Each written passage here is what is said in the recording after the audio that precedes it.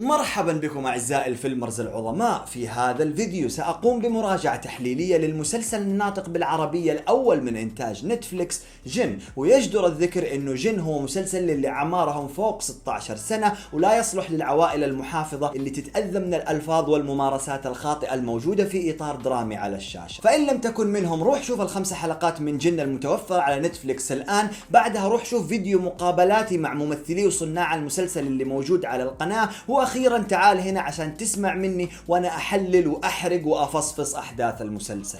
هات تشوف ولا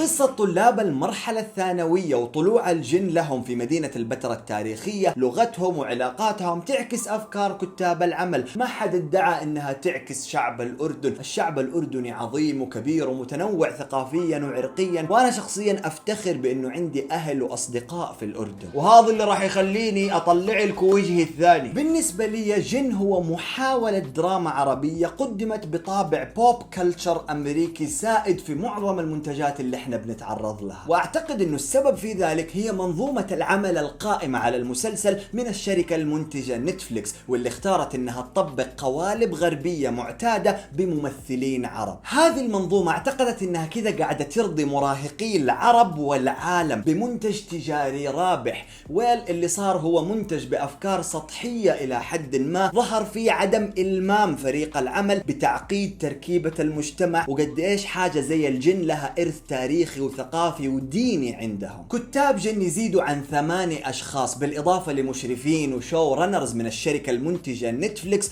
كلهم لهم يد في القرارات الإبداعية، لكن أهمهم هم منتجي وكتاب المسلسل الأخوين ديزاني، منتجين وكتاب أمريكيين يديروا شركة سبيشال افكتس خاصة في الولايات، وشاركوا في إخراج وإنتاج كثير من مسلسلات تلفزيونية معروفة زي هانيبال، بلايند سبوت وسوتس. خلال سفرهم وعملهم الدائم زاروا الأردن في أكثر من مناسبة، وقدموا لنتفليكس نص مسلسل بقصة عن مراهقين لها علاقة بالجن، مع العلم إنهم بيحكوش كلمة عربي. وفعلا نتفليكس توافق إنها تنتج المسلسل ويبدأ التواصل مع فرق العمل في العالم العربي، إلى أن نصل لفريق الممثلين الأردنيين الصغار اللي بالنسبة لي كانوا ضحية قرارات بعض الناس اللي سبق ذكرهم. فبعد ما عرفنا الخلفية الإنتاجية للمسلسل، خلونا نبدأ نحلله فنيا ونبدأ بالكتابة والقصة. المبدأ جميل وأثارني جدا قبل المشاهدة. الجن جزء أساسي من الثقافة الإسلامية العربية، وبالنسبة لي ما استغل دراميا بشكل جيد في الأعمال العربية السابقة، وربطه بالمدينة الأثرية البتراء زادني إثارة. الإشكال الرئيسي في رأيي كان التطبيق، واللي يظهر لك ضعفه من السلوغان الخاص بالمسلسل: انسى حكايات ستك.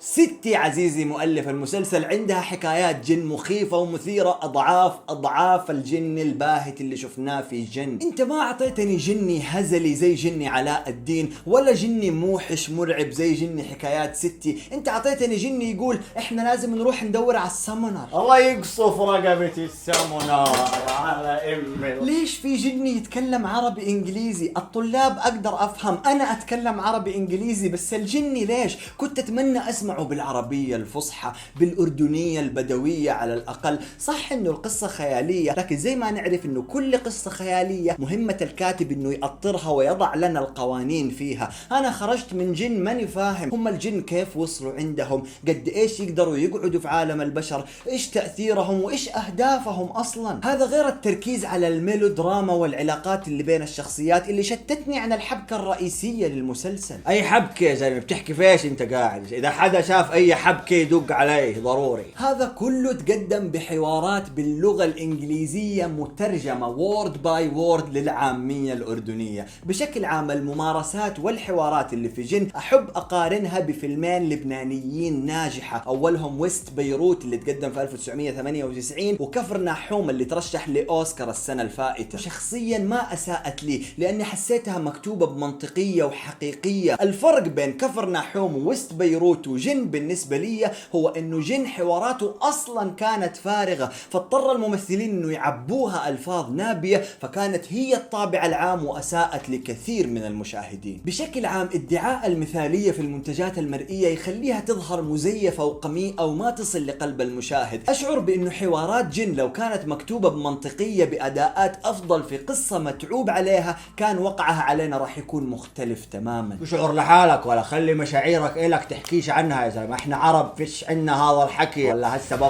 نيجي لأداءات الممثلين. الشخصيات الرئيسية في جن أغلب ممثليها هم طلاب، كانت هذه تجربة التمثيل الأولى لهم، وفي رأيي الشخصي في منهم مبدعين ممكن يكونوا ممثلين موهوبين في المستقبل، لكن اللي صار إنه القصة والحوار انحدرت بأداءاتهم. شخصياتهم انبنت على كليشيات حفظناها في أفلام المدارس الثانوية الأمريكية. تحس في برود غريب في أداءاتهم، وأحيانا تشعر إنه حواراتهم مدبلجة ومسجلة في استوديو برتابة مملة. شو بتحكي انت قاعد يا زلمة؟ هو مش من عمان، تسمع مني يا زلمة. لا يا عمي، أغلبهم شباب أردنيين متعلمين تحت إخراج وقصة أفضل سنفخر بهم مستقبلا. بشكل عام عجبني أداء المرشد السياحي في الحلقة الأولى من جن، تقريبا كان هو الشيء الوحيد اللي سبب لي الرعب في المسلسل، بالإضافة لأداء مس علا معلمتهم في المدرسة. بحكم أنها ممثلة قديمة أداءها وصلني إلى حد كبير. معناته أدائها وصلك الحمد لله على السلامة. أما بالنسبة للإنتاج زيه زي كثير من مسلسلات نتفليكس الأصلية، جن أتصور بطرق حديثة وأساليب ممتعة بصرية. لقطات البتراء بشكل خاص كانت رهيبة وأدتني زوايا على البتراء المدينة الوردية الأثرية عمري ما شفتها. اختياراتهم للموسيقى كانت جيدة وأعتقد أنها مناسبة للفئة العمرية الموجه لها المسلسل.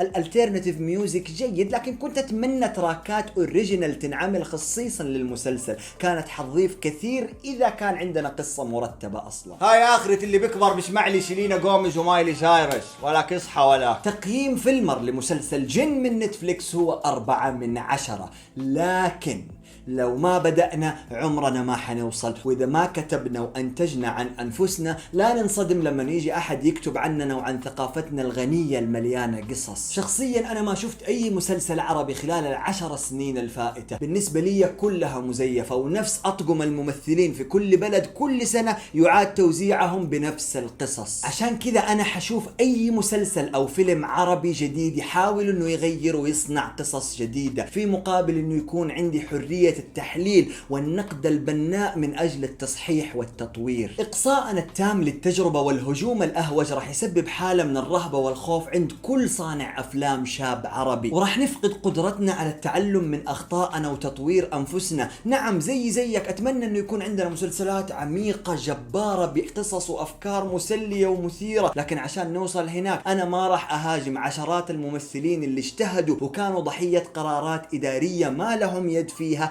أدت لخروج المنتج بهذا الشكل. ولكن احكي دغري يا زلمة، يقول لهم على الأقل يخفوا الإنجليزي شوي مالا. أما بالنسبة لنتفليكس المنصة القريبة جدا إلى قلبي، أتمنى أنه جن يكون تجربة تعلم، لأنه في ما وراء الطبيعة وغيره من المسلسلات العربية القادمة اللي منتظرينها. أنا هيك بقول سلام عليكم. ختاما في فيلمر أنا أقول لك ليش لازم تتابع مسلسلات رهيبة، أفتح لك جماجم مخرجين عباقرة وأتحدث عن كل ما يخص السينما ومسلسلات التلفزيون، ومن اليوم حبدأ أراجع بعض المنتجات المرئية بنفس هذه الطريقة. التنمر والإسفاف في الطرح لن يضيف أو يساهم في الارتقاء بصناعتنا. أبهرني بانتقادك البناء تحت في التعليقات. زر السبسكرايب حيخلي التواصل بيننا أسهل، ودايما كون فيلمر.